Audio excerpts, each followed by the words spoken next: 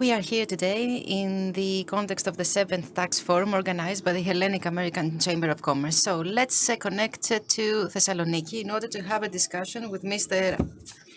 Agis Moschovakos, tax partner PwC Greece. We will talk about a topic that concerns many. We have the challenges of a fast-changing world. And so we will see whether taxation can facilitate businesses and their activities or whether it will be an obstacle. Good morning, Mr. Moschovakos. Good morning from Athens. Hello, Salonika. Good morning, Mr. Siomopoulos. Good morning from Salonika. Thank you very much for your introduction. And I would like also to thank the Hellenic American Chamber of Commerce for the excellent hospitality for one more year. Okay, let's go straight to the heart of the discussion. Let's talk about the main issues with which modern society is faced. But not only, businesses are also faced with the same problem. So could you make a short reference to this? In PwC, since 2013, we have started research which actually led to the publication of a book entitled 10 Years to Midnight by Blair Shepard, who is the head of strategy of our network, who identified 5 main problems, as you described, Mr. Siomopoulos. And he named them ADAPT. So ADAPT stands for A, to asymmetry, that is the unequal distribution of wealth, which basically creates a pyramid with a very large base amounting to 89% of adults who don't have wealth over $100,000, whereas a percentage of 1%, that is, of the global population, holds 45.8% of the global wealth. And these are data of recent research conducted by Credit Suisse, which is an acclaimed organization. Moreover, the IMF, with regard to asymmetry always, gives another concerning estimate, and that is that the debt of the middle class is approximately 60 to 70% of GDP, even in very developed economies. Now, what does this mean? It means that prosperity is based to a certain extent on loans, with all the consequences that this may entail in the context of a recession or of a global crisis. Now, D stands for disruption. And it describes the disruption of balance that will be the result of the entrance, the fast entrance of technology in the different sectors and climate change.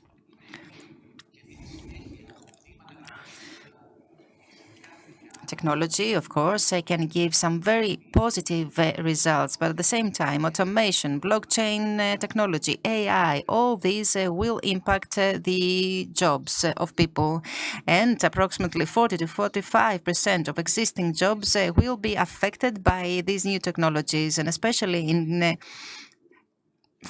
this is true for populations with a low or average education level, which in turn will have very negative consequences, even job loss. At the same time, climate change. If all negative scenarios come true and we have droughts, if we have the rise of the water surface, then you understand that millions of people will be affected. And food reserves would also be affected, since those people that will suffer this most heavy blow will be the farmers. A, which stands for age. By 2030, the population of Earth would be 8.5 billion people, but the distribution is such that is radically different to the past. In other words, in 1980, the births and the people aged 0 to 4 years represented 13% of the global population. The estimate for 2050 is that these will drop to 7%. At the same time, the people over 65 years, from 5% of global population in 1980, will become 16% of the global population. So what do we have? We have triple the time, 3 times this percentage, which means extension of the working age, pressure on pension systems, and fiscal pressure on the economies. With regard to P and T of ADAPT, P stands for popularization. Popularization that is created by this pressure that the populations are under with regard to their prosperity and their future. A pressure that often leads them to choose political narratives that more introvert. And what is the result of that? We have seen that there is a continuous rise of extreme parties that propose introvert solutions to globalization. In other words, we have seen trade wars or better political tensions between states. We have seen unilateral imposition of taxes. Previous speakers mentioned that, which actually disturbs and disrupts the international trade. And we have some very marking results of this introvert approach, which is Brexit. And T stands for trust. Trust, which is linked to polarization. Basically, we're talking about lack of trust that the citizens feel vis-à-vis the government, but also vis-à-vis the big multinationals. And although we could use technology in order to establish a dialogue with the citizens, and even more so a customized dialogue, we see now technology having some negative results. Like, for example, the exploitation of technology in order to serve some demagogic purposes. We can see that due to this, there is this lack of trust to the institutions and to the businesses. These are the 5 main problems. Okay. Thank you for giving us a summary of these problems. Of course, you as an analyst, you are focusing on this, but at the same time, we need to have the politicians in order to have the necessary changes. Now, let's talk about the pandemic, which has afflicting the planet for the last 22 years. How has the pandemic affected the international environment in which the businesses are operating? I'm talking about small, medium ones and big ones. Thank you very much for this question. I believe that the pandemic has intensified ADAPT. In other words, the pandemic has been an accelerator of these problems. Of course, earlier on, we've heard that there have been some efforts made internationally in order to reach convergence that will provide global solutions to these problems. But we need to be honest. There has been support in order to combat this asymmetry. Many populations were supported, and many businesses got some sort of support. We had the lack of being a member of the European Union, which quickly realized the importance of having targeted solutions and thus established the Recovery Fund. This was not the case in other parts of the world. Now, with regard to the disruption of the environment continues to be a main priority and creates lots of uncertainty.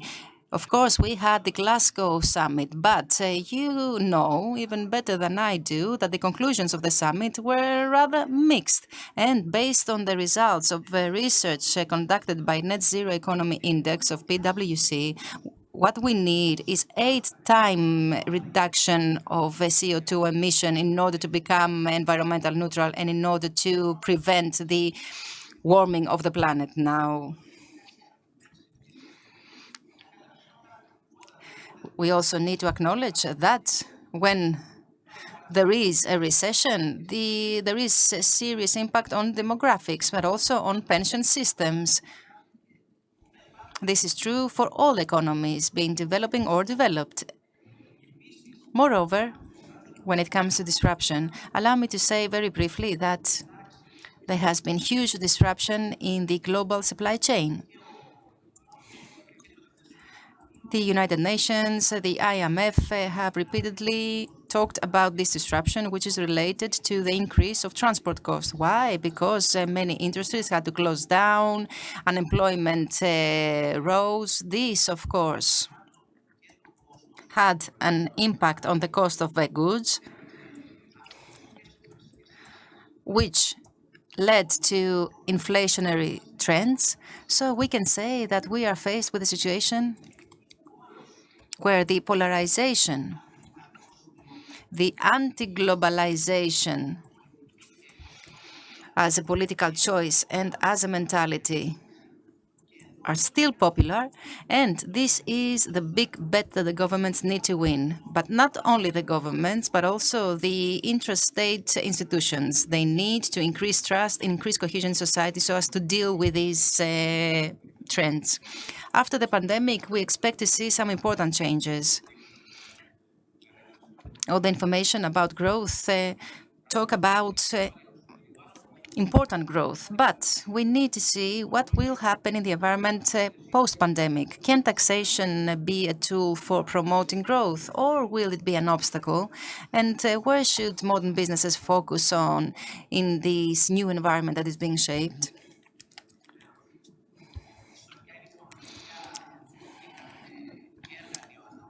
Taxation has always been a growth tool, but at the same time, an obstacle. So what we need to decide is how to use taxation and which are the purposes that we want to achieve by using taxation. We can use taxation in order to support society, to increase trust in the institutions, which, as I said, is decreasing. What we can see today, and I'm not going to get into detail because both the General Secretary and Katerina Savvaidou talked about Pillar 1 and 2. So the only thing I would like to say is that Pillar 2 is a step forward. There are some issues with regard to its implementation, but it is a step forward, and it is a step that pertains to the distribution of the taxes. It actually pertains to businesses with a turnover of over $20 billion. So basically, we're talking American enterprises and other enterprises that are operating in China or in the G7 countries. So all the member states will get some benefits because the market jurisdiction basically means that as long as there are additional profits, this will be distributed to the countries where these businesses are selling, where they have a customer base, not permanent establishment, but where they sell their products. This is a step in the right direction. Pillar 2 also tries to break the tax competition, and it will give 275 million to Greece additional revenues on an annual basis. Okay, but this is not an important amount given the 300 trillion of global debt. So if we follow the rationale of using this money in order to cover short-term gaps and deficits, then the whole effort will fail. So what needs to be done? We need to have a developmental approach to all this. In other words, we need to introduce measures that will strengthen growth, that will give a boost to the economy. And what we can see in our country, and this is with regard to what businesses can do, is something in the right direction. Yesterday, for example, we talked about the law of corporate transformation that allows business to have access to cheaper financing. We have a new development law that will be very simple, in the words of the minister who was in your conference yesterday. And of course, we have, for the very first time, a climate law. All of these measures are in the right direction: circular economy, green economy, but these need to be addressed to all.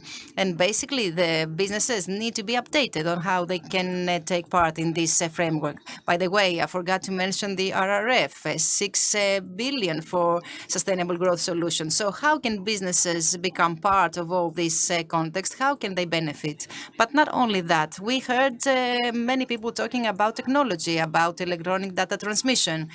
The governor said that in the future there's going to be electronic processing of tax returns, which means that the tax authority is making the most of technology and will thus facilitate the lives of taxpayers, but also make all the necessary verifications very quickly, which means in turn that all interested parties, including citizens, will benefit from all this. So the businesses need to modernize their compliance and data management systems, they need to place particular attention to their taxation transparency, because a lot of discussion is taking place on that. On the 5th of November in the European Parliament, a directive was passed according to which big businesses will have to disclose their tax data. We can also see the International Economic Forum talking about indexes like the one of the total tax contribution, and more companies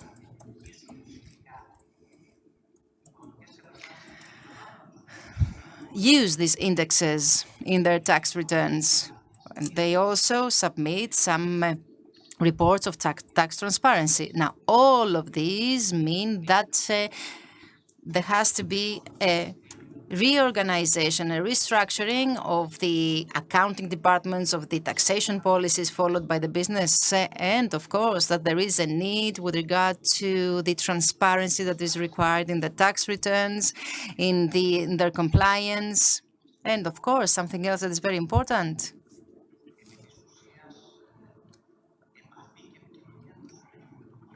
their contact with the tax authority.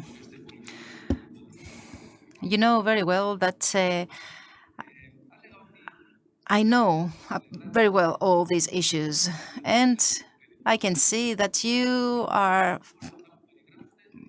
that you believe that technology will be an accelerator and not an obstacle, as long, of course, as everything is done in the right way. Like, for example, the My Data app to be used properly, as long as the connection of cash registries to the system. You didn't talk about the 15% tax rate, and that's why I would like to ask you this final question. What do you have to say about that? Many people talked about it earlier, but since you asked me, anything that reduces an unfair tax competition is in the right direction. And moreover, anything that creates additional revenue that is used in the right way in order to boost the economy is again welcome. So I understand that you would like to have this single tax rate eventually, just as all businesses would, because a drop from 22 to 15 would be very beneficial. Look, there are going to be winners and losers. Our country can use this global corporate tax in order to be in the side of the winners, because, of course, there are still countries with very low tax rates, but the difference between the different countries are becoming fewer and fewer. And if this is combined with a better organization of the public sector, then we can all expect some very positive results for the country. I believe that our country can benefit greatly. But we have a long way to go, okay? First of all, I would like to thank you. It was a great pleasure and honor to have you with us today. And indeed, in 15 minutes, you managed to describe a situation that all people should be aware of: politicians, businesses, citizens, because this is the only way to prevent some unfavorable scenario unfolding in the future. Thank you very much. Thank you, Mr. Siomopoulos. Thank you.